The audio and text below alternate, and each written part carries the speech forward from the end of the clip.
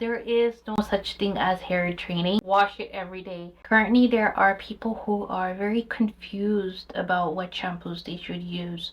Whether they should use sulfate-free or whether they should use the regular ones that have the SLS. Now the thing in this situation is that sulfate-free shampoos, they have been out from 1930s, but they were not as popular during that time as they are right now.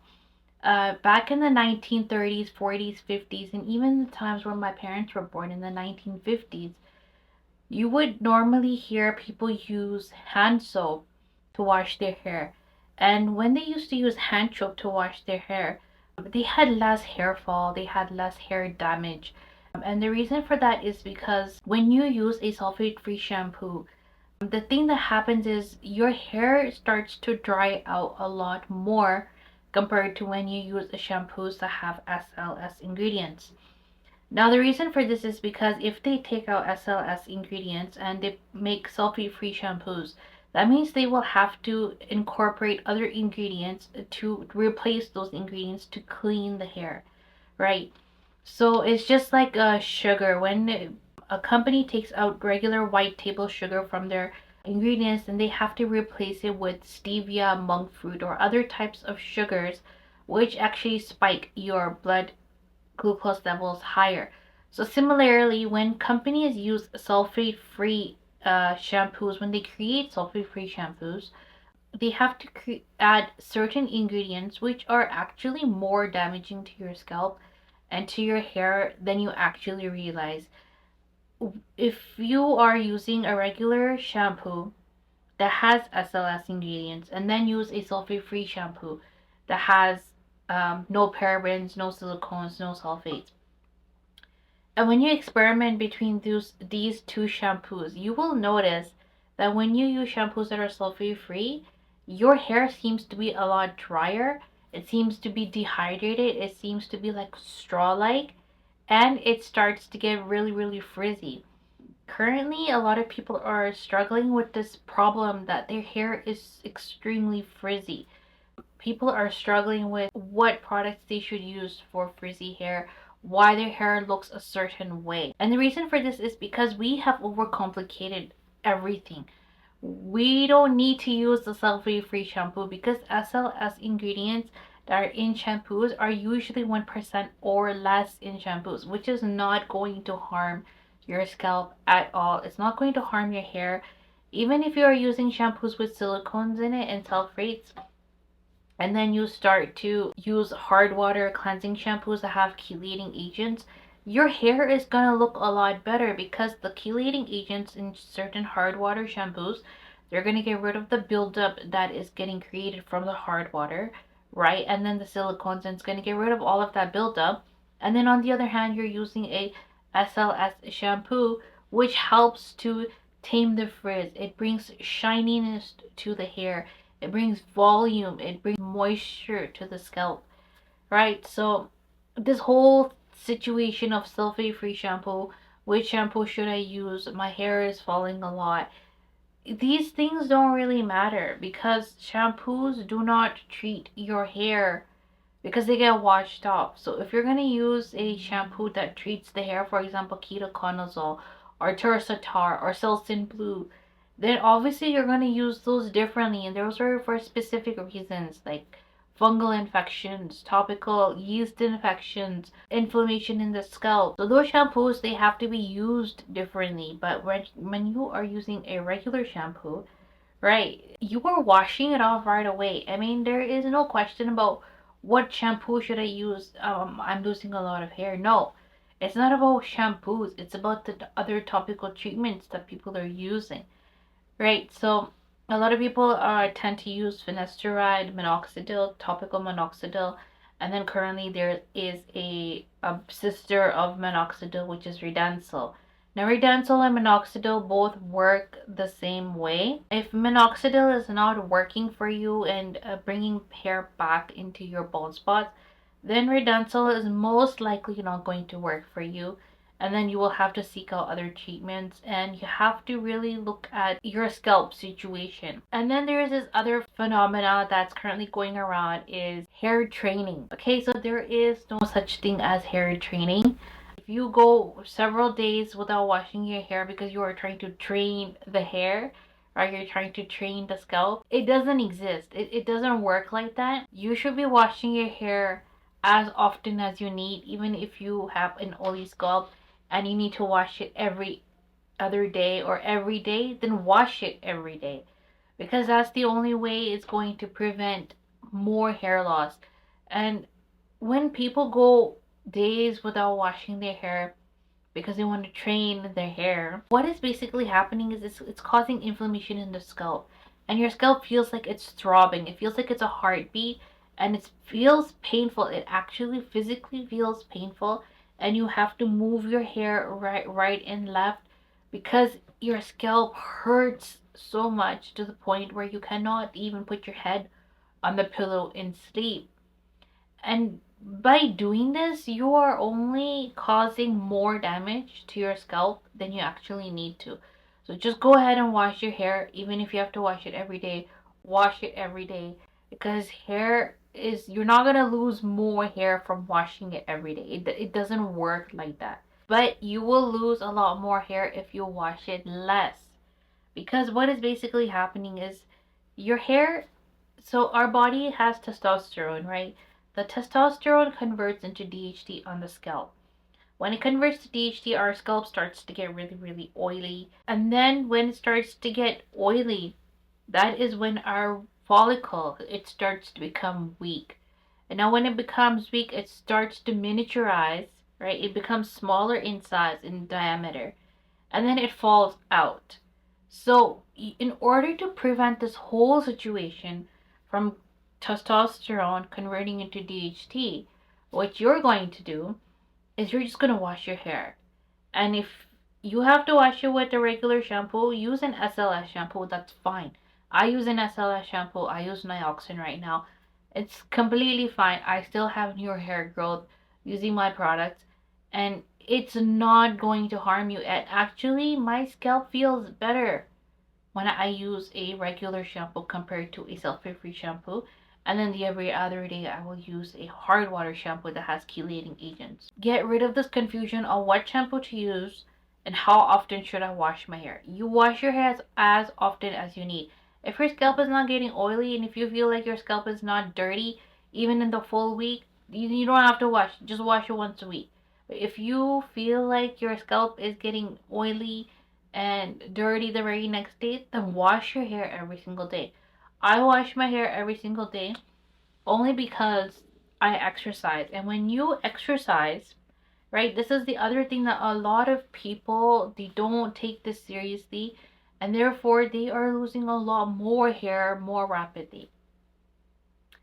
When you exercise, you're not only sweating on your body, you're sweating on your scalp as well, right? So when you sweat on the scalp, and when you don't wash your hair, basically what you're doing is you are clogging the follicle around the hair.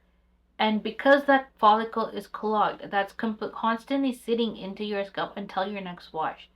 Now, because of that buildup, the blood circulation cannot go down from the bulb up to the follicle to create a healthy environment for your hair to grow. So for those people who are exercising every day, you are sweating on your scalp as well. So make sure you are using proper shampoo twice. Use shampoo 2 times to wash your hair. Only use it on your scalp, and you will notice a whole lot of difference just by changing this routine. When you start washing your hair more often and you have less and less buildup in your follicles, you will automatically feel like somebody has injected oxygen in your scalp, and your scalp starts to feel lighter. Your hair has more bounce to it. It has more elasticity to it. When you walk, your hair bounces, right? That's a sign of healthy hair and a healthy scalp. All of these shampoos, all of these different varieties, it doesn't matter what you use. Just use any shampoo that works for you. Wash your hair as often as you need, and let's just get rid of this whole whole stigma around hair training and sulfate-free shampoos and all of these things. You don't need them. All right, just use any shampoo. It doesn't matter. But when you use a sulfate-free shampoo, you will notice a lot more frizz in your hair. And then you're going to have to use other products, other leave-in products to tame that frizz. And then sometimes what happens is when you're trying to tame that frizz, it starts to get static, right? It starts to go up everywhere and you're not able to tame it down. So it's a constant struggle. So if we look at history, let's go back in history now. If we look at history, back in the 1980s, back in the 1960s and 70s, what men and women usually did, especially if they had like labor jobs and they were in construction, they would wake up in the morning and they would shower, right? They would wash their hair. As they would wash their hair, usually that during those times, men and women used this one soap called Castile soap, and they would wash their hair. They would come out, they would use a hair dryer to dry their hair, and then they would have their breakfast if they need to have breakfast, and then they just head out the door. And if you see in those times, right, people had a lot more hair on their head, even though they used to use heat every day and they used to style it every day, and they had healthier hair than we do right now. So what has changed from those times to now? We can safely say that nutrition also plays a role in this. And from the 1930s up until now, a lot of nutrition has changed into foods. The foods don't contain that amount of nutrients as they used to, but we can talk about that in another video. So just the nutrition part, if we leave that out, we can see they would wash their hair every day. They would dry their hair with a hair dryer, because if you let your hair air dry, that is a lot more damaging to your hair. And the reason for that is because for a certain period of time, there was this trend going on to let your hair air dry. And the reason this is a lot more harmful than you actually think is because when you let your hair air dry, like that's a tongue twister right there. When you let your hair air dry, what is basically happening is the air is sucking out the moisture out of your hair for a longer period of time. So let's say your hair takes about half an hour to 45 minutes to dry naturally, right? So during those 45 minutes, your hair is actually being sucked out of moisture because the air is taking that long to dry your hair. But let's say you use a hair dryer, right? So you are cutting that time period down, which means you are able to keep more moisture in your hair. So have you noticed that when you go to a salon, right, and they would wash your hair and then they would blow dry, you get a blowout, a proper blowout with a curling brush. You will notice that your hair feels a lot shinier, it feels lighter, and it feels healthier. Like automatically you can feel it on your scalp. So many things have changed over time, and new things keep coming out, and this is the reason why people are getting so confused on what they should do and what they shouldn't do. So I'm gonna be telling you exactly how it should be done and what should be done. Use a blow dryer, but put it on low heat, right? And make sure you have your hair dryer at a very distance. So it has to be like at least 1 meter of distance when you are drying your hair. And you don't have to style it, right? Try to avoid styling and using styling products if you are in the hair growth journey, and especially if you're using the Miracle Locks hair products, then I would recommend that you don't style your hair as much using styling products. The only way you can style your hair is you can use like maybe just a hair dryer and then just comb it out and that's it. But like if you're using hair gels and hair mousses and you're using like dry shampoos, if you are using these products using the Miracle Locks hair duo, the essence and the oil, it's going to become a lot more difficult for you. And the reason for that is because if you have mousse and gel in your hair or you have dry shampoo and you use these products, the hair essence and the hair oil, it's actually going to do a lot more damage, because what the essence actually does is it takes the peptides and it penetrates it down to the bulb.